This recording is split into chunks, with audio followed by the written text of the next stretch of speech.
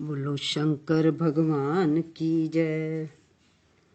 भगवान शिव के चौथे ज्योतिर्लिंग को ओंकारेश्वर कहते हैं।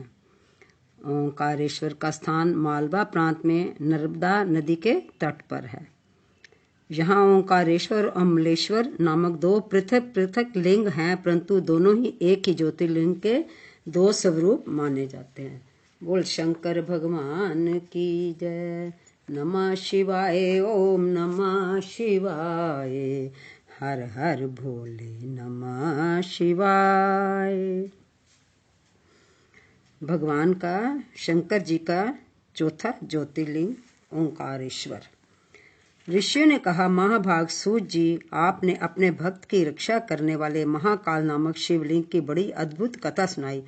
अब कृपा करके चौथे ज्योतिर्लिंग का परिचय दीजिए। सूत जी बोले, महर्षियों, ओंकार तीर्थ में परमेश संज्ञक ज्योतिर्लिंग जिस प्रकार प्रकट हुआ वे मैं बताता हूँ, प्रेम से सुनो।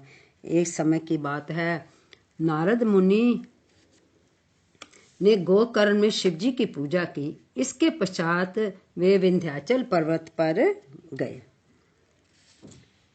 वहां पर विंध्याचल ने नारद जी की बड़ी सेवा आदर सत्कार किया और उनके सामने खड़ा हो गया। उसकी वे अभिमान भरी बात सुनकर अहंकार नाशक नारद मुनि लंबी सांस खींचकर चुपचाप खड़े हो गए। ये देख विंध्य पर्वत ने पूछा, आपने मेरे यहाँ कौन सी कमी देखी है? आप इस तरह लंबी सांस क्यों खींच रहे हो?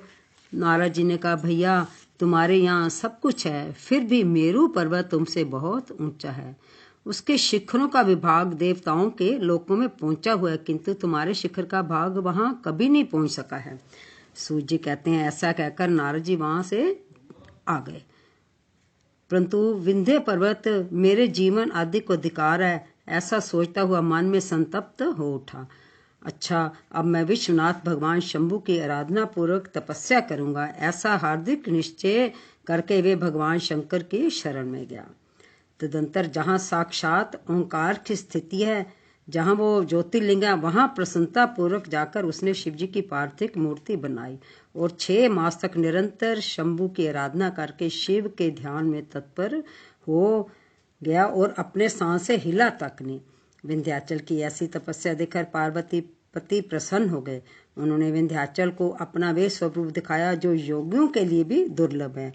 वे प्रसन्न हो उस समय उससे बोले, विंध्य, तुम मन वांछित वर मांगो, मैं भक्तों को अभीष्ट वर देने वाला हूँ और तुम्हारी तपस्या से प्रसन्न हूँ। विंध्य बोला, देवेश्वर शंभु, आप सदा ही भक्त वत्सल हैं। यदि आप मुझ पर प्रसन्न हैं तो मुझे वे अभीष्ट बुद्धि प्रदान कीजिए जो अपने कार्य को सिद्ध करने वाली हो। भगवान शंभु ने उसे वे उत्तम वर दे दिया और कहा, पर्वतराज विंध्य, तुम जैसा चाहो वैसा करो। इसी समय देवता तथा निर्मल अंतर करण वाले ऋषि वहां आए और शंकर जी की पूजा करके बोले, प्रभु आप यहाँ स्थिर रूप से निवास करें। देवताओं की ये बात सुनकर परमेश्वर शिव प्रसन्न हो गए और लोगों को सुख देने के लिए उन्होंने सहर्ष वैसा ही किया। वहां जो एक ही ओंकार लिंग था वे 2 स्वरूपों में विभक्त हो गया।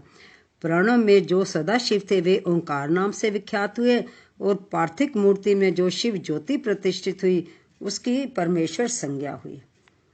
परमेश्वर को ही अमलेश्वर कहते हैं। इस प्रकार ओंकार और परमेश्वर ये दोनों शिवलिंग भक्तों को अभीष्ट फल प्रदान करने वाले हैं।